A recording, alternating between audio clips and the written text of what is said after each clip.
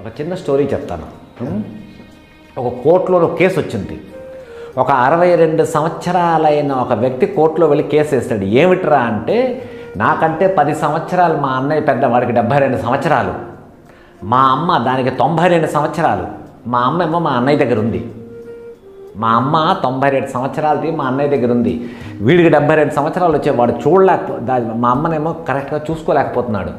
So court వాళ్ళని నేను request చేస్తుంది ఏంట్రా అంటే, మా అమ్మని దాంతోపాటు మా అన్నయ్యని నా దగ్గర వచ్చి ఉండమనండి, నేను ఇంకా 62 సంవత్సరాలే, వాళ్ళని నేను చూసుకుంటా అన్నాడు. ఆ జడ్జికి అర్థం కాలే. ఆ జడ్జి తర్వాత జడ్జిమెంట్ ఇచ్చిన తర్వాత అన్నాడు, నేను గత 25 సంవత్సరాలుగా ఈ కోర్టులో జడ్జిగా ఉన్నాను. నా దగ్గర వచ్చిన కేసులన్నీ కూడా ఇద్దరు అన్నదమ్ములేమో ఆస్తి కోసం కానీ ప్రాపర్టీ కోసం కానీ అమ్మని వీడించుకోవాలి, అమ్మని వాడించుకోవాలి, నాన్నని వీడించుకోవాలి, లేకపోతే ఇంకేదో కొట్లాట్ల ఓన్లీ నెగిటివ్ గురించి కోర్టుకు వచ్చారు. కానీ ఫస్ట్ టైం ఒక కేసు చూశాను. ఏంట్రా అంటే, నా అమ్మని నేను చూసుకుంటా, మా అన్నయ్యని నేను చూసుకుంటా అన్నది భేష్. కట్ చేస్తే ఇదే జడ్జి వాళ్ళ విలేజ్కి వెళ్ళాడు. విలేజ్కి వెళ్తే అక్కడ వాళ్ళ అన్నయ్య ఉన్నాడు. వాళ్ళ అన్నయ్య 80 వస్తున్నాడు. వాడి దగ్గరికి వెళ్ళి అన్నాడు, అన్నయ్య ఒక పని చేద్దాం, నువ్వు నాతో పాటు హైదరాబాద్ వచ్చి మన ఇద్దరం కలిసి ఉందాం. లేదు నువ్వు రానంటావా, నేను నా కోర్టు అక్కర్లేదు, నేను నీ దగ్గర వచ్చి ఉంటాను.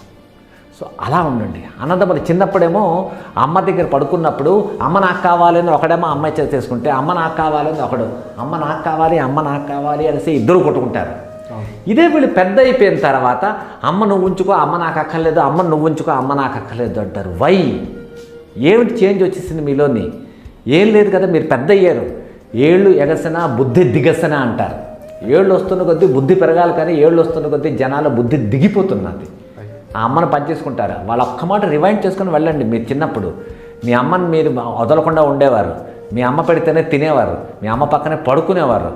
అలాంటి అమ్మని మీకు పాలు పెంచి తన రక్తాన్ని పాల్లో మార్చి పెంచితేనేమో పెద్ద అయిపోయిన తర్వాత మీ అమ్మను ఎందుకు షేరింగ్ చేద్దాం అనుకుంటున్నారు, ఎందుకు వద్దనుకుంటున్నారు?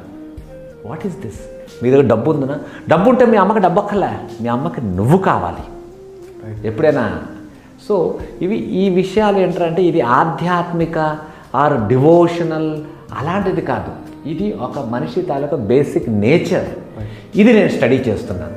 ఇవాళ రోజులో ఎందుకు మనకి ఇంతలా తక్కువ అయిపోతున్నది?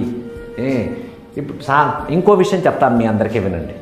ఎక్కడైనా ఫంక్షన్ అయింది, బాబాయ్ తాలూకా కూతురికి పెళ్ళి. సో బాబాయ్ కూతురు పెళ్ళి అయినప్పుడు ఈ వైఫ్ హస్బెండ్ వెళ్ళిపోతారు, పిల్లలు తీసుకెళ్ళరు. ఎందుకు? అక్కడ బాబాయ్ కూతురు పెళ్ళి కదమ్మా, మీరు ఎందుకు రావక్కర్లేదు, తీసుకెళ్ళండి ఫంక్షన్స్కి, మీ పిల్లల్ని తీసుకెళ్ళండి. మీ పిల్లల్ని ఫంక్షన్కి తీసుకొని వెళ్తేనే బాబాయ్ అంటే ఎవడో వాళ్ళకి తెలుస్తుంది, మావయ్య అంటే తెలుస్తుంది, పిన్నమ్మ తెలుస్తుంది, అత్తమ్మ తెలుస్తుంది, వాళ్ళ పిల్లలు ఎవడో తెలుస్తారు. రేపటి రోజులోనే మీరు పోతారు. పోయిన తర్వాత మీ పిల్లల్ని ఈ ఫ్యామిలీలో ఎవరి దగ్గరికి తీసుకెళ్ళలేదు. ఈ పిల్లలు ఇద్దరు వేరేగా ఉండిపోతారు. ఒకడు అమెరికాలో, ఒకడు రష్యాలో ఉంటాడు. వాడికి మన రిలేటివ్స్ ఎవ్వరూ చుట్టాలు తెలియదు. What else? వాడు ఒక్కడే అయిపోతాడు. ఏకాకి జీవితం నాది. అది మీ పిల్లలకి రానీకండి. మీ పిల్లల్ని మీ చుట్టరికాలు మొత్తం చెప్పండి వాళ్ళకి. ఏయ్, ఇదిగో బాబాయ్ కొడుకు నీకు తమ్ముడు అవుతాడు, ఇదిగో అత్తమ్మ కొడుకు నీకు బావ అవుతాడు, చెప్పండి వాళ్ళకి. వాళ్ళలో ఉన్న ఇంటిమేసీని పెంచడానికి ట్రై చేయండి. అది మీ డ్యూటీ. అది మీ పిల్లలు రిలేషన్స్తో పాటు ఏకమత్యంగా ఉండాలి అంటే అది మీ డ్యూటీ. మీరే మీ పిల్లల్ని ఎక్కడికి తీసుకెళ్ళకుండా చిన్నప్పటి నుంచి తాతమ్మ దగ్గరికి నువ్వేం వెళ్ళక్కర్లేదురా, తాతగారి దగ్గరికి, అమ్మమ్మ ఎందుకు పంపించండి, మీ తాత దగ్గరికి పంపించండి. వేసవి సెలవులు వచ్చే హాలిడేస్ ఇచ్చారా, విలేజ్కి పంపించండి పిల్లల్ని. అక్కడ తాత ఉంటే, మా అమ్మ ఉంటే, అమ్మమ్మ ఉంటే, మావయ్యలు ఉంటే వాళ్ళ దగ్గర ఉంటారు. వాళ్ళు ఎఫెక్షన్ పెరుగుతుంది. Other than love and affection ఇంకేమీ లేదు సార్. డబ్బు సంపాదించారు అంటే మీ దగ్గర డబ్బు రాగానే మీ దగ్గర చీడ పురుగులు వస్తాయి 10 మంది. ఇప్పుడున్న యూత్కి చెప్తున్నాను, మీ రిలేటివ్స్ మీరు వద్దు, నేను ఒక్కడనే ఉంటాను, 24 గంటలు మొబైల్లో చూసుకుంటాను, ఈ మొబైల్లో వాట్సాప్ పంపిస్తాను, లైక్స్ పంపిస్తాను, షేర్ పంపిస్తాను. What else? ఎవరికైనా హ్యాపీ బర్త్డే వచ్చిందంటే హ్యాపీ బర్త్డే ఒక నవ్వు పంపిస్తారు. వాడికి ఫోన్ చేయండి. మీ ఫ్రెండ్ అయినా సరే, మీ రిలేటివ్ అయినా సరే ఫోన్ చేయండి. ఫోన్ చేసేప్పుడు, ఏయ్ హ్యాపీ బర్త్డే రా డూడ్, ఏం చేస్తున్నావు? ఎస్. ఎక్కడున్నావు? లాస్ ఏంజలస్లోనా? ఈవినింగ్ ప్రోగ్రామ్ ఏంటి? మాట్లాడండి.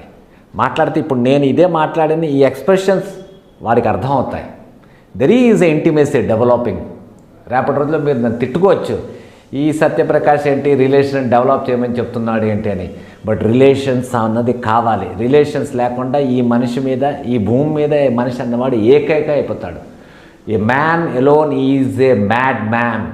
పిచ్చోడుగా బిహేవ్ చేస్తాడు, పిచ్చెత్తిపోతాడు. అది మీ పిల్లలకి రానీకండి. వాళ్ళకి మీ ఫ్యామిలీతో పాటు ఉంచండి, ఉంచి తీరండి. మీకు అర్థమైతే మంచిది, లేదైతే మీ కర్మ, దానికి నేనేం చేయలేను.